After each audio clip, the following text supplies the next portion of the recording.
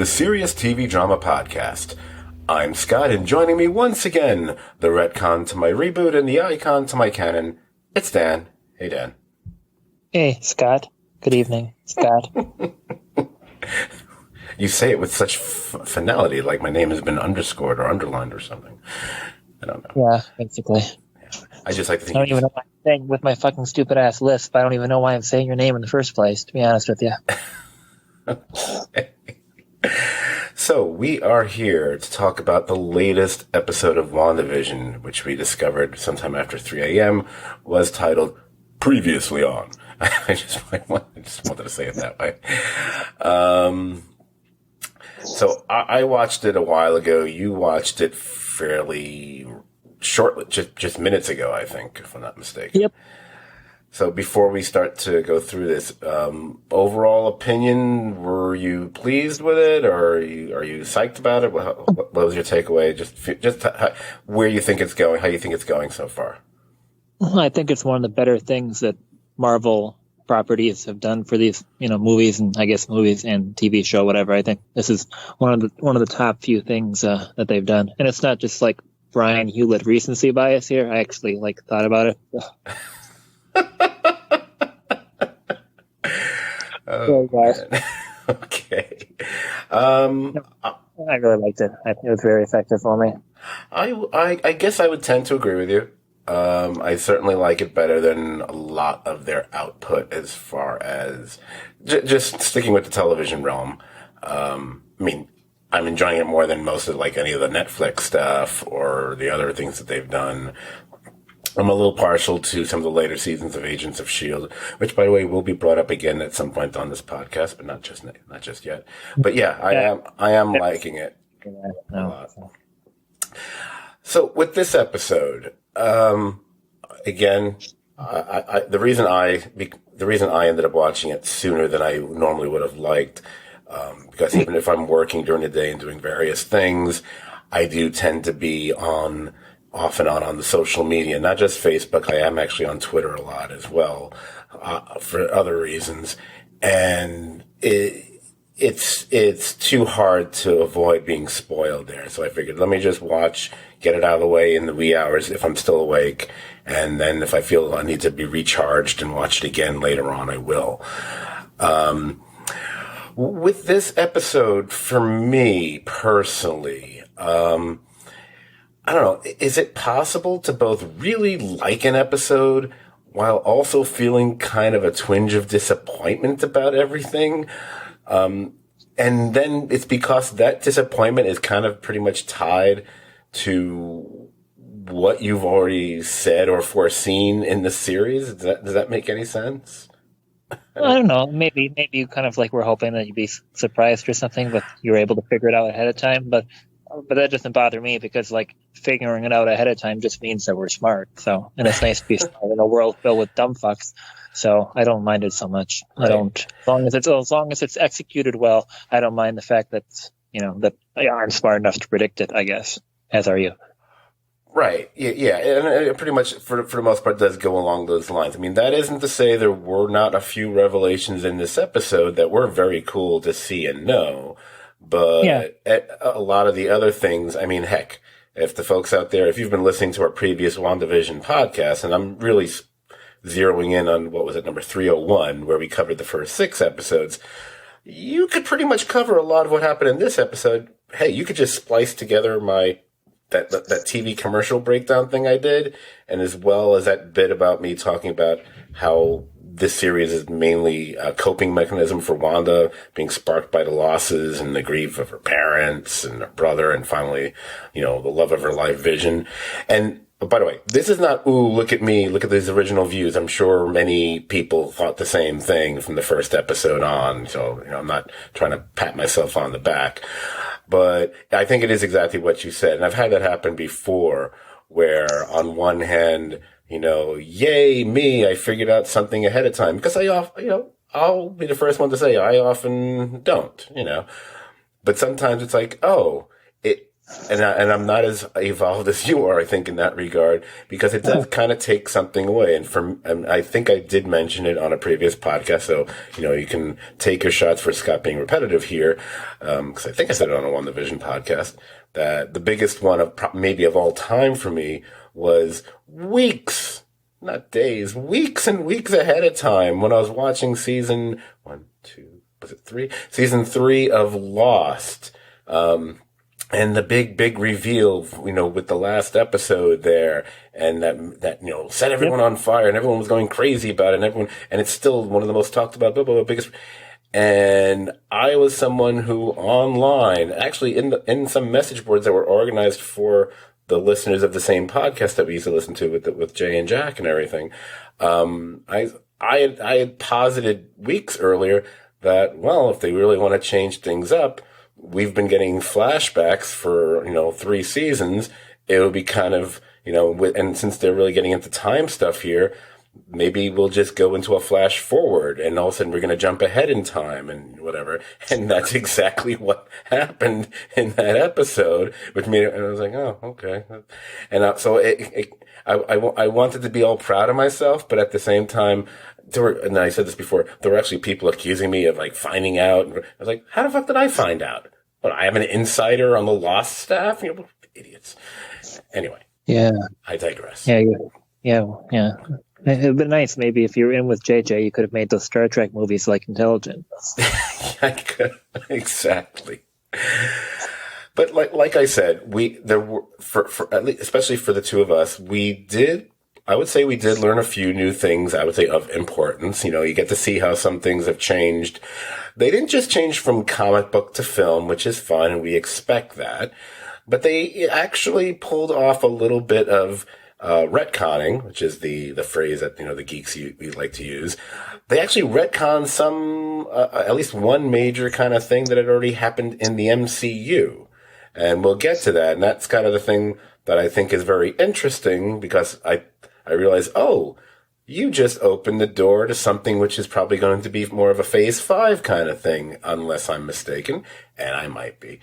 So let's just get into the episode. Again, we're not going through a crazy big recap thing, but the first thing we're going to talk about is the first thing in the episode, because a show titled Previously On kicks off with a flashback, and then we get their version of Agatha Harkness's origin, I guess.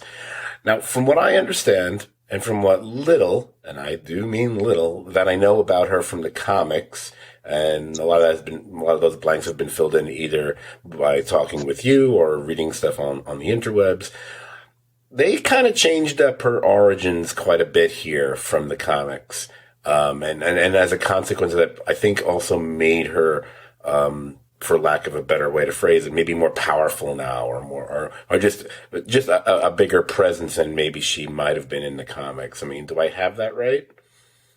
I'd say so. Yeah, she never was really powerful in the comics, and she always had these abilities or whatever, but they never really used them until the 2000s. So after, her origin is much different than the comics and on the show. Right, and I think. As far as her origins, as far as, being part of this big coven, whatever, the role that we see here in what they did on the TV series, that the position, so to speak, that's held by her mother, that was really more her position, I think. I think she was kind of she still had a mother who was an important figure, but she was kind of the one leading the charge, against people, so to speak, even though she wasn't super duper powerful, but she was just, that's the way I thought I had heard it or read it, but I might have misinterpreted that. I don't know. But it is a change. And I think the change is done just to make her a bigger deal, which is fine. I mean, you can do that. Again, I don't care. Hey, although this is a horrible example to use because most people hate the movie, and we're going to see what the redone version in a few weeks is going to look like. But I could say the same thing about, the Justice League movie, how they took Steppenwolf, who quite frankly was never really that big a deal. He was just, he wasn't like a weakling, but he was just one of Darkseid's main minions. But he would never be the main bad guy fighting the Justice League. That's just silly. And that's what they did in that. I didn't even know like that character existed. And it's not like I haven't read like some DC comics. I'm just like, wow, like Steppenwolf is doing music for this show, like in Star Trek First Contact. Wow, that's cool. Oh no, Steppenwolf was a character. I believe I even have a figure for him. But he doesn't look anything like that. He's on the same level as the rest of the new gods, that are under Darkseid's, on Darkseid's side, like the Sod and Granny Goodness and Mantis and good Lord, I know too much. Okay. Let's not talk about Justice League. Although, no wonder the incels like that movie so much.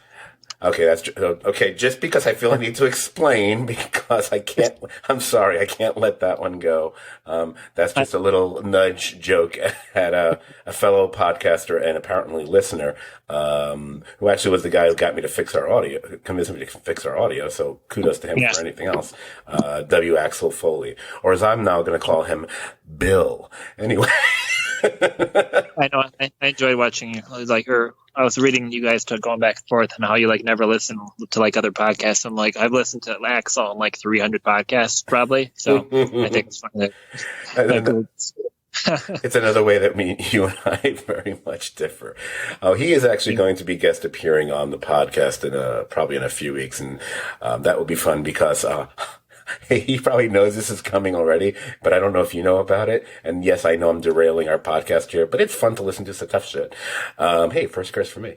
I plan at some point, probably towards the end of that podcast, they did this otherwise kind of fun thing on their group page where they were doing like these movie bracket showdowns. And you know me, I get into the whole bracket thing. I've done them myself, and I know how maddening and how much work goes into it. So I hate to be the guy disparaging it, because I hated when people did that to me. And boy, did they do it to me a number of times when I've done it. But there was one, and then a bunch of them I could let go, like whatever. And I know I know we can disagree about things, Dan, and that's one of the fun things sometimes. I can't imagine we're going to disagree on this one, because one of the brackets was about Alfred Hitchcock. And they did 8 films, and there were a couple films that were not represented there, and instead you had these other ones, and I was like, are you kidding me? I've never been able to let it go. I don't know why. I can't let it go. And and he's not even the guy who did it. Another fellow who's, one of the cooler dudes over there, Andrew, who also apparently listens, which is like, we got like 2 new listeners. That's it for the year for us. Oh, and then my physical therapist, 3 new listeners. We've tripled our listenership. Anyway, but I'm sorry, you're going to do a Hitchcock bracket and not include Hitchcock's own favorite movie of all of his films? Oh, just don't get me started. Anyway, back to WandaVision. So I feel like there's something we need to touch on, because I know it's out there, and I know I did not mention it in the previous podcast. I thought I had, but I think I must have skipped over it because I decided, who cares?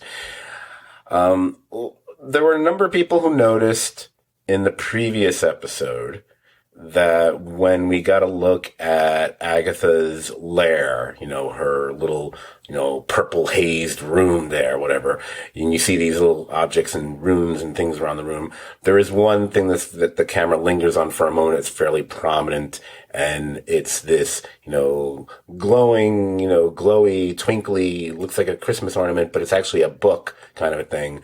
And so all the perceptive comic book geeks out there were saying, ooh, that's the Darkhold. That's the Darkhold. And that's going to lead to this, that, and the other thing. And that's what's really been at the center of all this. So I figured, okay, let me spend, this is actually something I actually know about myself for a change.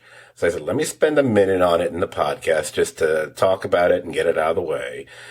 And I actually know there's a few listeners who don't know the comic books who already are familiar with this. Darkhold, basically, it's an evil book of spells. If you're an Evil Dead fan, think of it as kind of like the Necronomicon of the Marvel universe. Actually, Necronomicon is actually a version of the Darkhold, if I'm not mistaken. It was written by this evil elder god, and whose name was, I'm gonna probably screw up the pronunciation.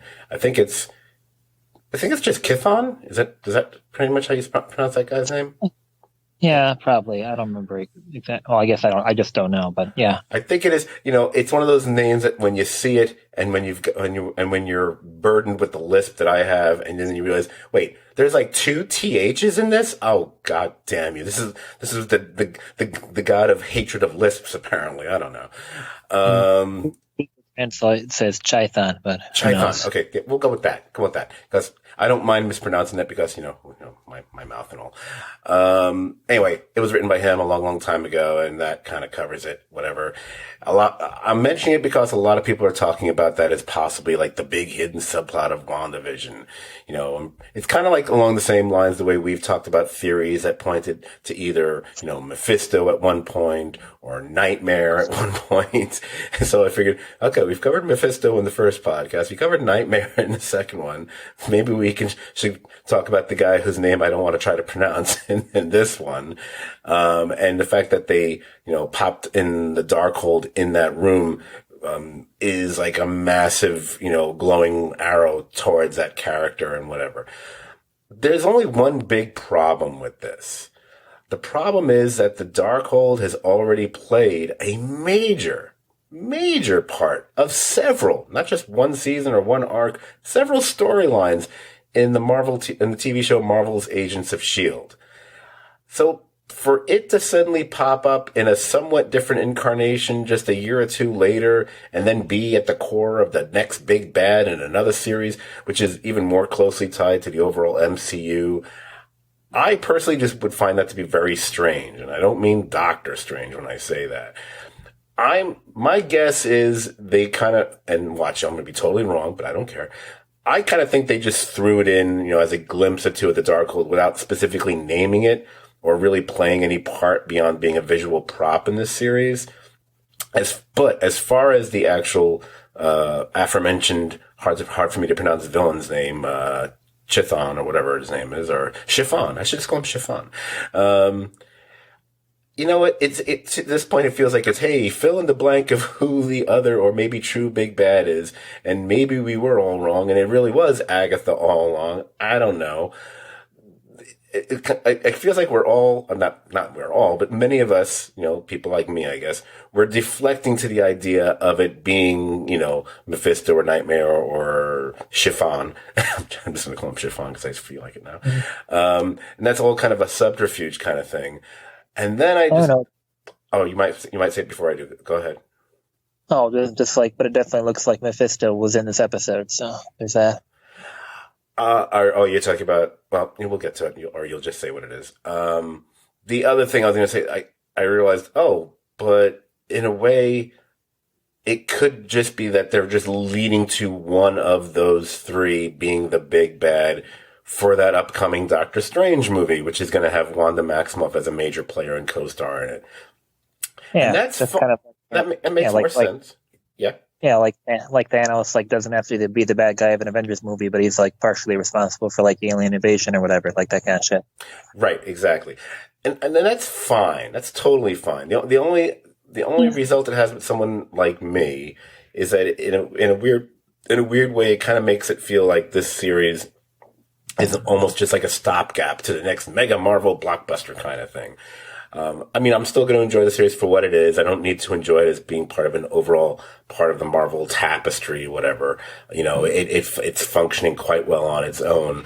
But in a way, maybe I was infusing too much expectation into what they could pull off in just a series by itself.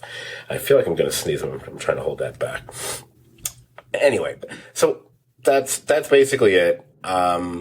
We have only one more episode to go. I do not know, and we don't know at this point how long that episode's going to be.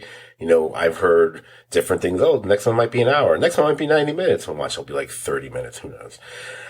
So after we got that flashback origin of Agatha, most of the rest of the episode is us taking a trip through Wanda's memories, because Agatha, I guess she wants to know how she managed to wield so much power to create this ever-expanding hex.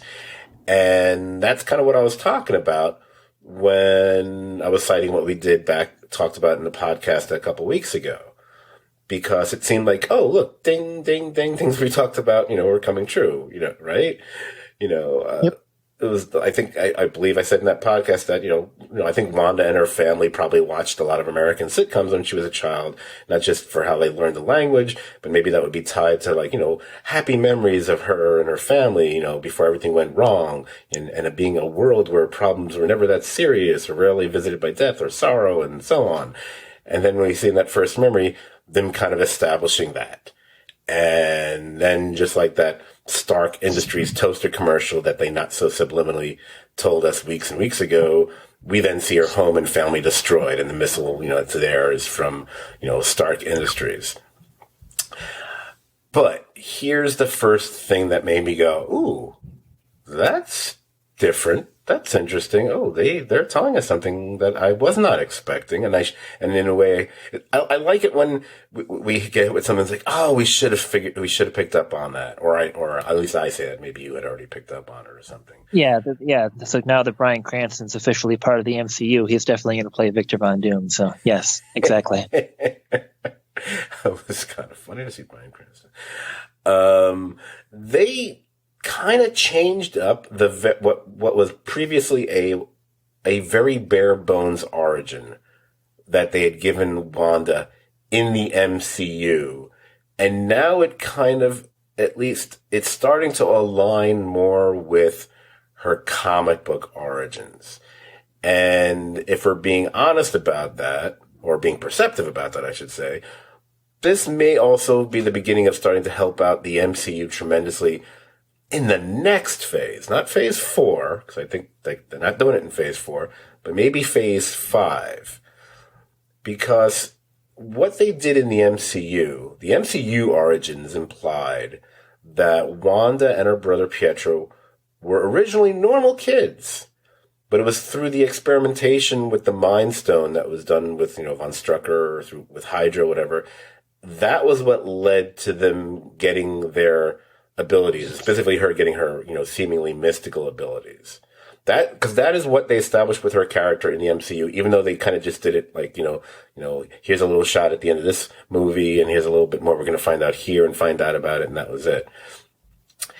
But in that scene, in that first memory, when she and Pietro are they hiding under the couch or the bed, or whatever the heck, table, whatever it is, and the missile is out there, and you can see that it looks like it's about to go off. It's got, like the little red ticking kind of thing, like that toaster did. Haha.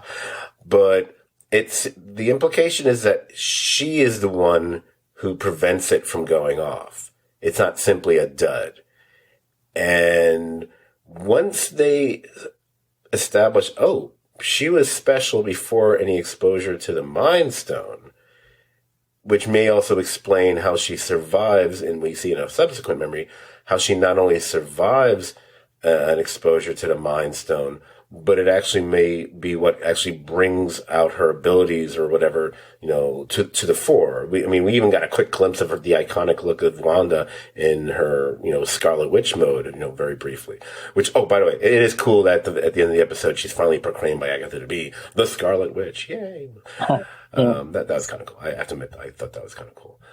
But going back, so if we're saying that she had these powers, even if they were suppressed or she wasn't even aware she had them before the Mind Stone, and that exposure, whatever, either amped them up or brought them out, or however you want to phrase it, then we've just made a switch over to the comic book origins. And even if they're not using the word yet, you tell me, doesn't this technically therefore make her a mutant? Yeah, it certainly looks like that's what they're doing, I would say. Because we've pretty much seen this happen, I guess, kind of once before, but that was just like because Peter Quill was like half like eternal or what was he, celestial, so that's why he was able to like handle Infinity Stone without blowing up too much. But that's like different than this, right? Because he would be part alien in nature, so that wouldn't be part of it. But also, even though we don't see it here because we're getting Wanda's memories and Wanda's experiences, one can probably therefore assume her brother had a similar experience with his exposure to the Mind Stone, since he obviously survived it and he obviously had abilities as well. If she was born with them, therefore he was as well. And again, they just didn't know it or realize it. Although how he didn't know he could run really fast doesn't really make a lot of sense to me. But I'll let that go the way if we can, like everyone always says, if you can let Clark Kent's glasses go, you should be able to let pretty much anything go when it comes to superhero stuff. So yeah, I mean, my assumption is, at some point, whatever, a few years or maybe several years down the line, because I think they're not going to get to really folding the mutants and the X-Men into the MCU until Phase 5, only because that's what Feige has been indicating anyway. I'm guessing when we get there, then they will get around to establishing something that any Marvel comic book reader knows.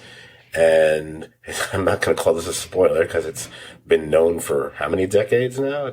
This isn't a Red Wedding kind of revelation here, that Scarlet Witch and Quicksilver are actually Magneto's children. Unless they've changed that again in the comics, I don't know. But that's the way I've always remembered them. They're still his kids, right? Well, I think they changed it again, but I'm not sure if they changed it back. Oh, then well. It's such a good way to tie everything together. I figure they would go back to that because they've changed enough other things, but or changed. Yeah, whenever they change it so it isn't that, I'm just like, you're just being fucking dumb. Stop. Right. Speaking of Quicksilver, and that's for anyone who's lost track, that's Pietro or Fietro. I love fake Pietro being Fietro. I thought that was very funny. I didn't look. If that wasn't a hashtag today, it should have been. I am once again going to derail our podcast just for a minute with a personal anecdote that I don't recall. I mean, have I ever mentioned this on a previous podcast? I know I didn't say it in the last two. And I might have said it way back when on one of our geekier podcasts when we would cover the DC shows, whatever. About my name. Have I mentioned that on a podcast? I don't think I have. I don't think so. I gotta mention it really quickly here. Okay. As you know from the intro and everything else, obviously my first name is Scott, but when I was born, they took a few days to actually decide on a name for me because it's not like they had 9 months to plan it out apparently. And I was told, and I was told this a number of times over the years, but even when I was a kid, that they were choosing between 3 names. Scott with one T is actually from someone on my mother's side of the family, like one of her grandparents or uncles or something. I forget, because I never knew who it was. Christopher was a possibility, and apparently that got tossed out pretty quickly because the whole alliterative Christopher Candiati sounded so much like Christopher Columbus or something. I don't know why. The third possibility was Quicksilver, and my mother basically told me that it came down to Scott and Quicksilver, and I just stared at her and I was like, well, thank you for the Scott then, because that I would have been tortured mercilessly my entire life. I'm already Quicksilver. Yeah, man. Whatever drug dealer was hooking them up with some stuff, there must have been some good fucking stuff. Well, yeah, that's probably true. And I don't, and I don't believe it had anything to do with the Marvel character. I think they just liked the word or something. It just sounded good when you were doing your munchies or whatever. And the irony of someone who's one of my all-time favorite character superhero-wise is the Flash, and you would have named me Quicksilver, who is just in my mind just a weak-kneed version of the Flash, or whatever. Just would have pissed me off. But anyway, I like it so because that means in an alternate reality, your name's Quicksilver, and then when I tell you to go run around the block to de-stress, you actually fucking do it. And then Colleen calls you Quicksilver or Eric when nobody else does for some reason. Although I commented once on a recent vidcast that Jay was doing, and he, even though it says esoteric candy up there, he still referred to me as Scott Eric. And I was like, what is it with this Glatfelter family where they seem to, just because my full name is on Facebook doesn't mean you call me but with my middle name. Because literally nobody else does that. No one else does. I don't know where they think that. It's just a weird thing. It's like, wait, am I the only person, on Facebook who uses his middle name as well? It's like, No, I just my name has more of a nicer rhythm to it with the middle name. Just God damn it. Anyway, so back to the show. They're not going to listen. Who cares? So we get that little memory between Wanda and Vision. I guess that was supposed to be shortly after the Age of Ultron. So yeah, because she's still dealing with the death of her brother. And I guess the memory is more tied to the fact this is kind of the beginning of the real beginning of her relationship with Vision, I guess, because it was a very sweet scene. It's kind of like out of her grief, she finds, this beginning of her love with Vision and such. I liked it. Again, I really am enjoying the job that Paul Bettany and actually, and Olsen as well. They're both really, when you talked earlier about how this is one of the, if not the best Marvel thing that they've done, outside of some of their films, I'm guessing. I think a lot of it is based around the unexpected strength of the performances here. Even though with Paul Bettany, I shouldn't have been surprised because I think I always liked him as an actor. Olsen is kind of the revelation in this series for me because even though I know she had done a few things, those are films I actually hadn't seen, so I didn't know she was really all that good an actress until seeing what she's been doing here. Another interesting reveal, and I'll give him credit again. Oh, got another little reveal. That whole scene of her the scene of her going to Sword headquarters, because now we find out she never actually stole the body, Vision's body. That was an interesting revelation. Part of me thinks I should have seen that coming because everyone's been saying, Hayward's just really a really bad guy. And like, well, he's a douche. He's a jerk. I don't know if he's like evil or anything. Yeah. But when she leaves the body there, it's just like, oh, yep, here we go. Yeah. So that means they doctored up a video of her taking the body and then doing all that. So, and then of course, then we get that final, what do you call it? The mid-credit scene, with him and that reveal of, the white Vision. And there's so many white supremacist jokes I want to make at this point. And I know a joke you wanted to make, and I'm not gonna. I hope you don't go there, because he is one of our listeners. But white Vision, you mean God's wet dream? No, we're kidding. Anyway, I win. No, I was gonna say that God grew up liking the X-Men, but for some reason he grew up even more and like the Sentinels for some reason because he's totally into that shit. I thought he liked the X-Men until he started realizing it meant that they were former men, and then he didn't like it anymore. Anyway, where am I going with that? So, a couple. Yeah, I know exactly where I just went with it. I'm sorry, David. Anyway, so my question here is if he's doing what he's doing here, and they've actually repurposed Vision's parts into this, whatever this white Vision actually is.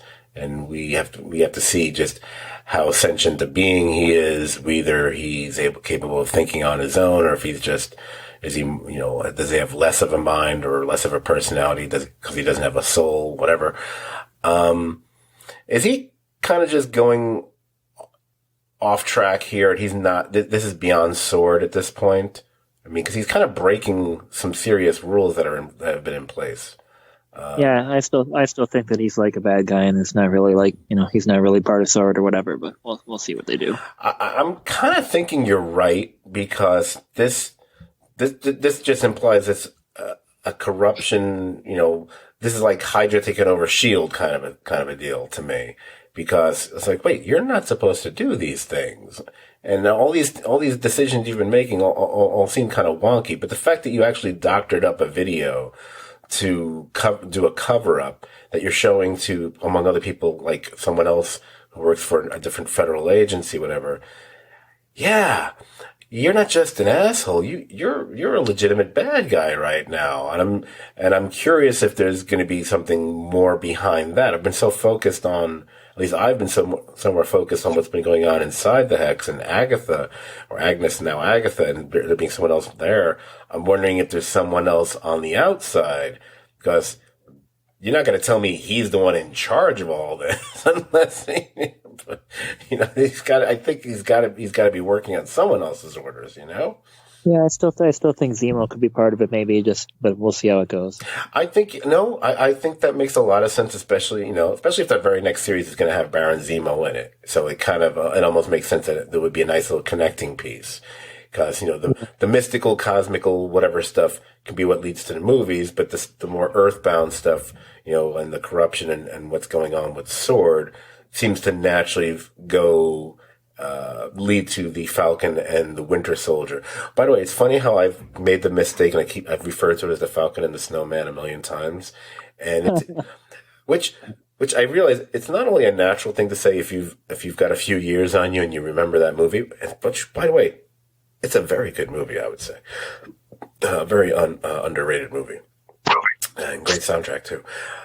But it didn't occur. But again, how stupid am I?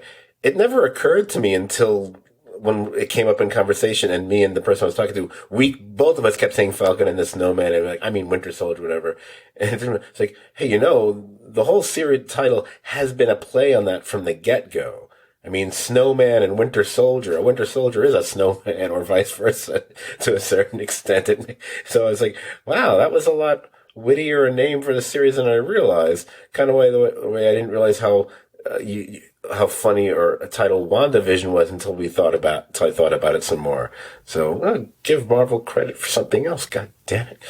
Anyway, so that's I think that pretty much covers the episode. Obviously, you had the ending where she's holding the kids, prisoner or whatever, and there's that part of me that doesn't know how seriously I want to take this, because at least in the confines of the show, these kids are constructs that they shouldn't really even exist. But as you told me and told us, the comic books, that's sort of how they came into being in the first place, and they went on and lived on as characters. So, which is fine. I mean, we've seen that happen on other shows. There's a show that I'm in the middle of, an old show I'm in the middle of binging that has a character like that, a character I hate, but started out as just this little thought of energy, and now became like a character, and I hate that character. So we're going into we got one episode to go. At this point, should we just be tossing out all the theories that we had about it being, the big bad being this or this, and just say it is just freaking Agatha at this point? And maybe or is it like what you were saying with the Thanos concept, where we'll then get the little hint like, oh no, it was someone bigger, but we're going to be seeing that person in the movies, in the Doctor Strange movie? Because I feel like that's the more likely thing at this point. Is that where you think they're going?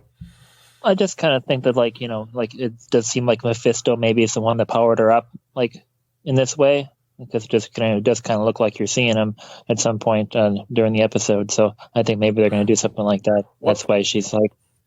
Which point was it that you thought you saw him? Just so I can refresh my memory, because I watched it in the hours.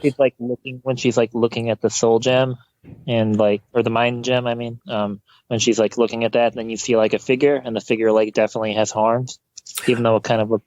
Oh yeah, okay, I know what you're talking about. Oh, I might have to go watch. I might have to rewatch that episode after the podcast. That makes no sense. I should have watched that again.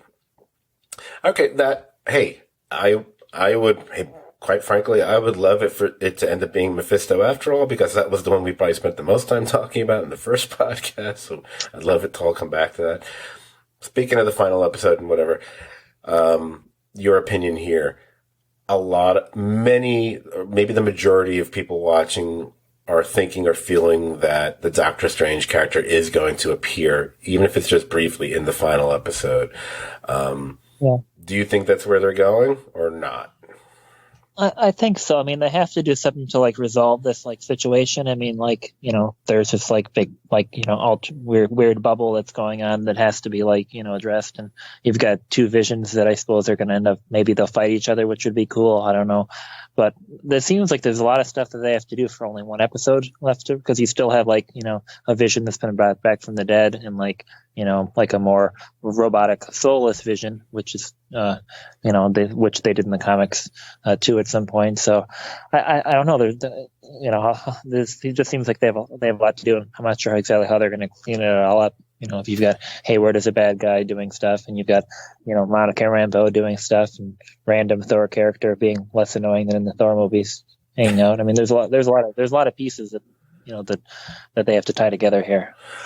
Right, So, and I think that's what probably lends any credence to it being a much, much, much longer episode than we've gotten at any point in the series, because it almost feels like you need, if not a completely feature-length story, more than just your average half-hour, 40-odd minutes to cover all the ground you're talking about and do it in a remotely satisfying way. But, I mean, we'll see. But, yeah, I kind of agree with that. I think he will appear. But yeah, because it's not like Wong can like show up and make the situation go away. Sorry, Wong. nah, I don't think. I think Wong would be a bit of a cop out at this point. Although I love that character and that actor, but I don't think that's where they're going to go. Now, I did see an interview with Bettany where he was talking about someone appearing and referring to the final episode. And he was kind of going on about it because of being an actor that he's always wanted to work with and he's been a big fan of and blah, blah, blah, blah, blah. Now, I don't remember if Cumberbatch and Vision interacted. I don't think they did in either of the Infinity War or Endgame, blah, blah, blah. I don't think they ever interacted. No.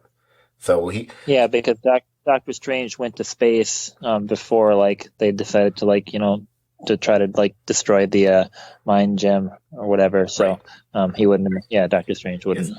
So and then when he came back from the dead, Vision was already dead. And I've not IMDb to verify if they've never been in any TV or movie together ever before. So he could very well be referring to Cumberbatch. That would make a lot of sense if in fact that's correct. I probably should have checked that before we recorded, but whatever. Because if he's not referring to him, then I don't know. It's funny because I think there's some sentiment out there that, the big whatever is not going to be Doctor Strange only because we're all saying it and it seems kind of obvious. So it's got to be something else. But that kind of reminds me of what's happened. Wow. I began the podcast with a reference to Justice League and now I'm going to end it with a reference to Justice League or come near the ending. Something had come out like a couple weeks ago where it was going to be, I think it was a quote from like Zack Snyder or something. It was going to be this big head blowing, person showing up at the end of, the new version of Justice League that, hardcore fans are going to lose their minds, whatever. And of course, everyone was going crazy because they were going, oh, it's got to be Green Lantern and whatever. They even led Ryan Reynolds himself to tweet like, no, I'm not showing up. I'm not downloading that costume again or whatever it was he said.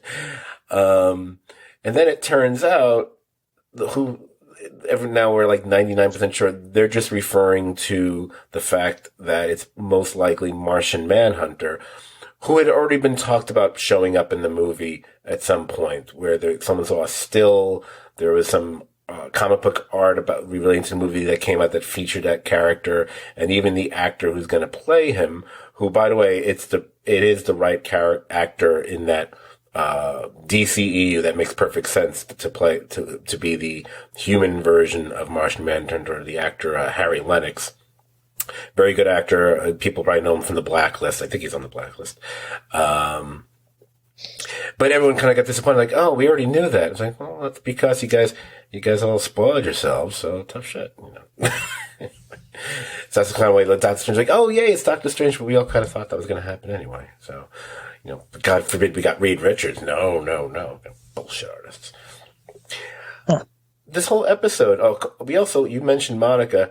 We got that at the end of the previous episode, that little mid-credit scene with Monica and Pietro, and then we don't see anything about them in this entire episode. Nope. So I'm guessing, obviously, it goes without saying we're going to see them in the next episode. I'm going to go on not much of a limb. It's going to be the duh, no, really moment for me here. I'm guessing the stuff with I'm going to keep calling him this, Pietro, that should be our key to finding out for sure, guaranteeing that there's more than just Agatha involved in all this. Obviously, you spotted the apparitional figure of Mephisto, so that kind of already told people, but I missed it because I watched it at like 3:30 in the morning. but I feel that's going to be a bigger thing. I still do not buy him just simply being this, something that she just created or, and they never really explained how she ended up picking. She said something in the episode about how she couldn't use the body that would have been all shot up in Sokovia, but there's no explanation whatsoever of how she ended up just happening to pick the guy who is Quicksilver in another universe. There is no explanation whatsoever. And I'm going to tell you right now, if we get that final episode and that is not addressed, that to me is bullshit. That will actually piss me off. You better either A, explain it, or B, you better imply that we're going to get the explanation in that movie. Because you can't do that and then then we're not going to explain this for another couple of years. Fuck you. Just saying. That's just me. Yeah. Well, yeah, I'm not sure if they'll explain it or not, or if they'll just do something like send him somewhere and have him be somewhere where there's a character from another X-Men movie in it, I'm not sure who they would use, but I don't know what they'll do. It'll be what's that actor's name? Fassbender. Who? Fassbender, because Magneto's their father. So. Ooh, better choice than the guy whose name. McAvoy was where I was going, but Fassbender would actually make more sense. Trying to think if there's anything else. At this point, I'm thinking we got the idiots among us. We got to give up the ghost that maybe we're not going to get any real deal Fantastic Four stuff here, other than their cute little red herring hints that they were throwing at us. I mean, I'll say I agree with all you people who think it's ridiculous that the aerospace engineer they refer to might just have been that military chick that Monica meets up with when she gets that stupid, moon rover-like machine, whatever the heck it was. It's really? Because I thought that got debunked that, no, that's not who she's referring to. But at this point, again, with one episode to go, how many things can you put in there? I'm thinking, we got our hopes up for nothing, but, maybe that was too big a thing to be revealing on a TV show other than, they got the big Quicksilver thing. Maybe they can't do that as well. Yeah. I never thought it would have made any sense to introduce the Fantastic Four here, but so I never got my hopes up. Nope. I agree. I just felt that it's no connection. Well, I guess what I'm hoping for the final episode, just moving away from any specific, storylines being tied up here, I do like the idea that it will be, or I'm hoping it'll be kind of a pathway to much bigger deals. And even if those bigger deals aren't really they're not going to get into them until you get into, the big screen movies, like whether it be major villains in the upcoming Strange movie, or maybe even a connection to the Spider-Man movie, which is very possible, because that's actually the next big screen thing that's going to happen, which is supposedly going to get into the multiverse. It seems like, and I believe Doctor Strange is going to appear in that movie. So you kind of think so who knows, maybe out of nowhere, hey, look, it's Tom Holland. No, I don't know if Paul Bettany would be talking about wanting to work with him his whole life. That doesn't make a lot of sense, but, it could be something as wacky as that.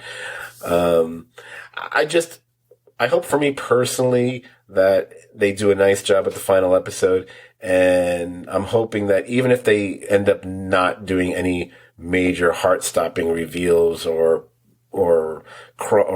signposts to major things in the MCU, that I can be, a better person like you and still just really enjoy it for what it is and not feel that little twinge of disappointment that, you gave me some, but I wanted more kind of a feeling, Yeah.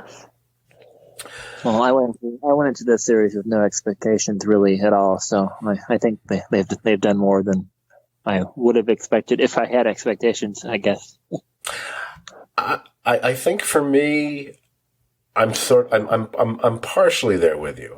Maybe I'm even mostly there with you. If I'm just judging this the way I tend to judge things, as far as just the quality of the overall series and everything, writing, acting, blah, blah, blah, all the way down the line, I am very impressed with what they've done so far. I think for the most part, it's been, at a very high level or a very good level of quality, whatever. It's only when I let the little geeky side in me in because the geeks always want more, because that's what incels want. No, anyway. Just for Axel. Alrighty then. Okay. So I guess we can wrap this up then. Cool. Yep. So if you enjoyed this podcast, guess what? You'll enjoy hanging out on our Facebook page as well. It's the Serious TV Drama Podcast page. Like the page and join the conversation about shows like WandaVision and pretty much anything else that's TV related or not. Movies. We'll talk movies there too if you want. You can find us on Apple Podcasts where you can subscribe to our feed as well as rate and review us. I haven't looked in a million years, but I doubt we've gotten anything new there. But you can find our entire archive this is now episode 303, Lord. All 303 of our podcasts can be found at stvdpodcast.podbean.com. And basically, what was it Colleen said? That was really cool. Basically, you can pretty much find our podcast wherever you find, she didn't say it like that. I can't remember how she phrased it. You can find us everywhere. Someone told me they actually wanted to found us on Stitcher. And I'm like, wait, someone's actually downloaded us there? It really sucks that I lost the password and they won't give me a new password every time I try to reset it. So I can't go in and check any numbers on Stitcher. So I don't know if we've gotten 1 download or 10 or 12. I don't know. I don't care. It's a little annoying. It's like that Instagram account that I can no longer access and all my good pictures are there. It just pisses me off. Where was I? Finally, you can follow us on Twitter. Our handle there is at STVD Podcast. That's STVD as in Serious TV Drama. Dan and I will be back, I guess in a week's time or so, to bring you our observations and our thoughts on what will be the final episode of WandaVision. Dan, do we think you're gonna? Do we think you're gonna end up having to record that while you're literally on the road? I do not know yet, but we will see. So hopefully not, but you never know. That would be fun, and if I'm not mistaken, that is, I could be wrong about this. I do not feel that's unprecedented on this podcast. I think on more than one occasion, both you and I think Brian once actually. Yeah, we're recording while on the, and when I say on the road, I don't mean, they're just recording in a different location. No, they're recording in the car while they're driving down the road at night, So there's that evil part of me is like, if they had an accent, that would sound amazing on the podcast. That'd be podcast gold. Anyway, not that I want you guys to have an accent. That would be horrible. What kind of person would I be? And it's funny.